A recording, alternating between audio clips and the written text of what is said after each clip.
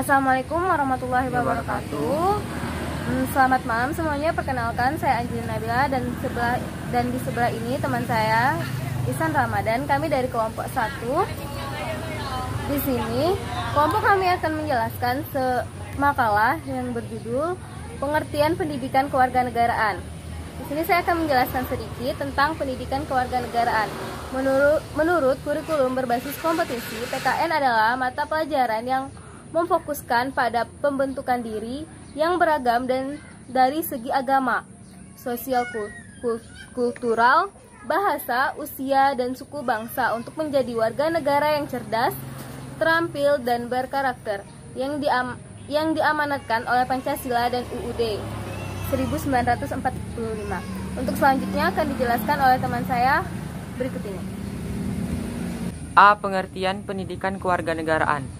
Pendidikan dapat diartikan sebagai pembelajaran pengetahuan, keterampilan, dan kebiasaan sekelompok orang yang diturunkan dari satu generasi ke generasi berikutnya melalui pelajaran, pelatihan, dan penelitian. Pendidikan juga merupakan salah satu ukuran maju tidaknya suatu negara. Sedangkan kewarganegaraan yang berasal dari kata warga dan negara yang berarti sebuah pola yang mengatur bagaimana seorang untuk menjalankan rutinitas sebagai komponen penting dalam bernegara. Maka dari kedua pengertian tersebut dapat disimpulkan bahwa pendidikan kewarganegaraan adalah pembelajaran bagaimana menjalankan peran dalam menjalankan kehidupan sehari-hari dan dapat diwariskan ke generasi selanjutnya. Dalam kewarganegaraan terdapat beberapa unsur di antaranya itu 1. Negara.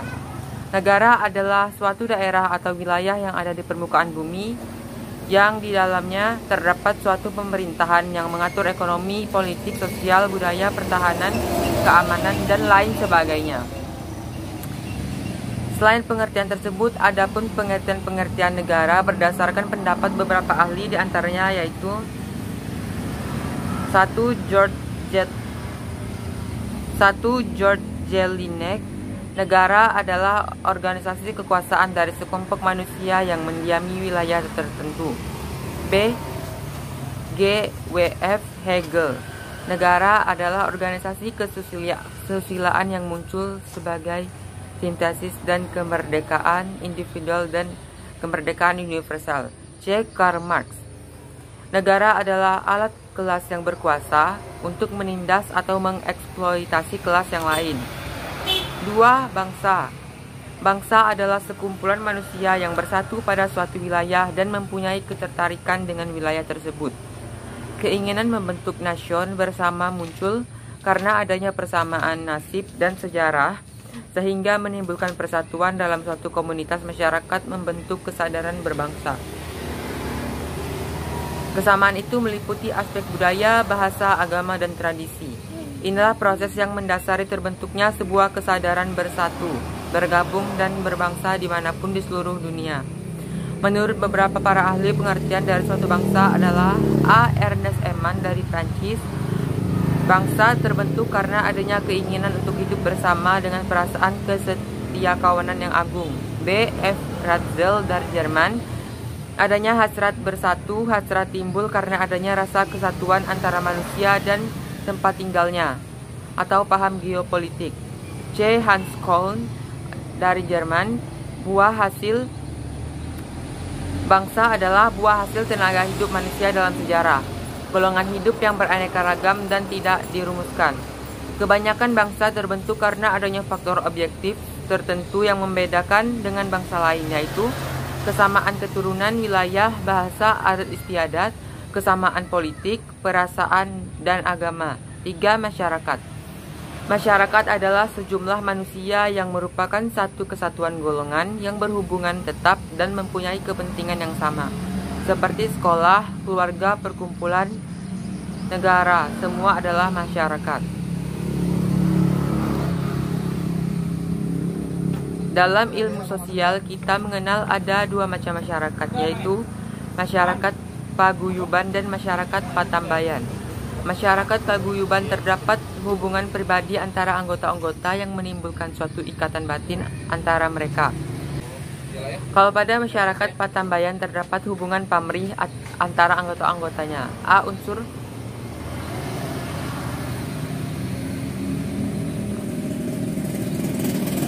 B. Landasan hukum kewarganegaraan. 1. UUD 1945. 2. Undang-Undang Nomor 20 Tahun 2003 tentang Sistem Pendidikan Nasional. 3. Surat Keputusan Dirjen Dikti Nomor 43 Dikti Kep 2006 tentang rambu-rambu pelaksanaan kelompok pengembangan kepribadian di perguruan tinggi. C. Ruang lingkup pendidikan kewarganegaraan. 1. Persatuan dan kesatuan bangsa. 2. Norma, hukum, dan peraturan. 3. Hak asasi manusia. 4. Kebutuhan warga negara. 5. Konstitusi negara. 6. Kekuasaan dan politik. 7. Pancasila. 8. Alisasi. D. Tujuan pendidikan kewarganegaraan. Sebagai warga negara Indonesia, kita wajib mempelajari pendidikan kewarganegaraan dan berdasarkan kesamaan nilai-nilai perjuangan bangsa yang senantiasa tumbuh dan berkembang. Kesamaan nilai-nilai tersebut dilandasi oleh jiwa, tekad, dan semangat kebangsaan. Dan hal ini memerlukan sarana pendidikan bagi setiap warga negara Indonesia dan mahasiswa sebagai calon cendekiawan pada khususnya, yaitu melalui pendidikan kewarganegaraan. Dan adapun tujuan dari pendidikan kewarganegaraan yaitu A. Tujuan umum, memberikan pengetahuan dan kemampuan dasar kepada mahasiswa mengenai hubungan antara warga negara dengan negara, hubungan antar warga negara dengan warga negara.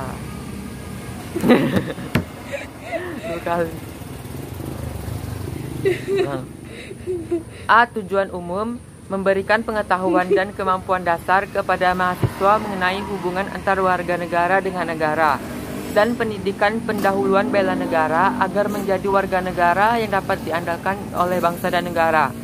B. Tujuan khusus, agar mahasiswa memahami dan melaksanakan hak dan kewajiban secara santun, jujur, dan demokratis, serta ikhlas sebagai warga negara Republik Indonesia yang terdidik dan bertanggung jawab.